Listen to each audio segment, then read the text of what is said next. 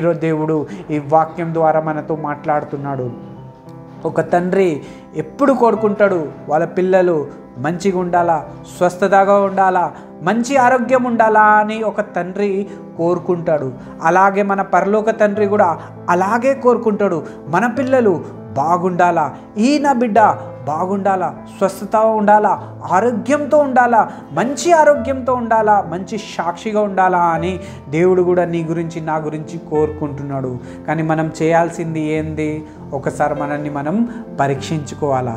యాకోబు పత్రిక 5:16 ఏం రాయబడిందంటే, మనల్ని వేరోల్ని పరీక్షించడం కాదు, మనల్ని మనం పరీక్షించుకోవాలా. కొన్నిసార్లు మనం కొంతమందికి బాధ పెట్టేస్తాము. ఒకవేళ మనకు అర్థమైనా కూడా ఆయనకు కొన్నిసార్లు మనము సారీ చెప్పలేకపోతాం. ఎందుకు అంటే నేను సారీ చెప్తే ఏమనుకుంటాడో అని మనం అనుకుంటాం. కొన్నిసార్లు మనం ఎంతోమంది మీద నష్టం చేయాలని కోరుకుంటాము.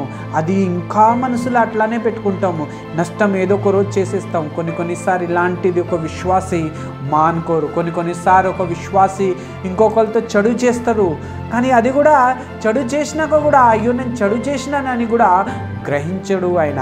ఓ బ్రదర్ అండ్ సిస్టర్, ఒకవేళ నువ్వు కూడా ఇలాంటి పాపంలో ఒకవేళ జీవిస్తున్నావా, ఒకరిని నష్టం చేసినావా, ఒకరిని బాధ పెట్టినావా, ఒకరికి తప్పు చేయాలని అనుకుంటున్నావా, ఒకరికి నష్టం చేద్దామని ఆలోచించుతున్నావా, ఒకరికి నష్టం చేసినావు కానీ ఎప్పుడు ఆయనకి పోయి సారీ చెప్పలేదు, తప్పైపోయింది క్షమించు అని ఎప్పుడు ఒకవేళ అడగలేకపోతే ఈరోజు దేవుడు ఈ వాక్యంతో మనతో మాట్లాడుతూ ఉన్నాడు. వాక్యంలో ఏం రాయబడిందంటే, వాక్యం ఎంతో నిజమైంది. ఒకవేళ మీలో ఎవరైనా రోగి ఉంటే వాళ్ళు పాస్టర్ల దగ్గర పోయి, సేవకుల దగ్గర పోయి ప్రార్థన చేపిస్తే వాళ్ళు వెంటనే స్వస్థత జరుగుతుంది. ఒకవేళ నీకు అలాగే చేసినా కానీ నీకు స్వస్థత జరగలేదు, నువ్వు లేచి నిలబడలేకపోతున్నావు అంటే ఈరోజు దేవుడు నీతో మాట్లాడుతూ ఉన్నాడు. వాక్యంలో 16 ఏం రాయబడిందంటే, మనం ఒకరి ముందు ఒకరు పోయి ఏం చేయాలంట, మన పాపాలని ఒప్పుకోవాలా. బ్రదర్ సిస్టర్, నేను నీకు ఇది నష్టం చేయాలని అనుకున్నాను, నాకు క్షమించు. నేను ఈ నష్టంని నీకు చేసేసినాను, నన్ను క్షమించు. నేను ఎన్నో రోజుల నుంచి నీ మీద కోపంతో ఉన్నాను, నన్ను క్షమించు. నేను ఎన్నో రోజుల నుంచి ఒక పాపం చేస్తూనే ఉన్నాను, నన్ను క్షమించు.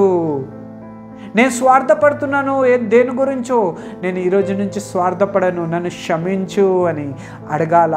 ఎప్పుడైతే మనం మోకరించి కన్నీళ్ళు కార్చి ప్రార్థన చేస్తాం, ప్రభు నన్ను క్షమించు, నాలో ఈ రోగం ఎందుకు వచ్చింది అంటే నేను ఇలా ఉన్నాను, నా జీవితం ఇలా ఉంది, అందరినీ పరీక్షిస్తాను కానీ నన్ను పరీక్షించనే లేను ప్రభా, నన్ను క్షమించు అని ఒకవేళ ఈ ప్రార్థన చేస్తే దేవుడు మనల్ని క్షమిస్తాడు.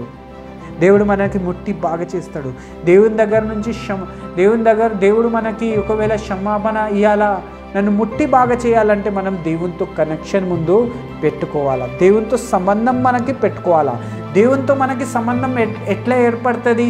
ఎప్పుడైతే మోకరించి ప్రార్థన చేస్తాం, ప్రభా నేను పాపిని, నన్ను క్షమించు, నీ రక్తంతో కడుగు, నీ బిడ్డని నన్ను చేసుకో అని ఒక చిన్న ప్రార్థన చేస్తే దేవుడు నీ ప్రార్థనని వింటాడు, నేను క్షమిస్తాడు, నేను ముట్టి బాగా చేస్తాడు, నీకు మళ్ళీ లేచి నిలబడేలాగా చేస్తాడు. నీ పాపాలు ఏమైనా ఉంటే అది కూడా దేవుడు క్షమించేస్తాడు. ఎప్పుడైతే నువ్వు నీ పాపాలని దేవుని ముందు కానీ ఒప్పుకుంటూ. ఓ బ్రదర్ అండ్ సిస్టర్, చాలా సంవత్సరాల నుంచి రోగంతో బాధపడుతున్నావా?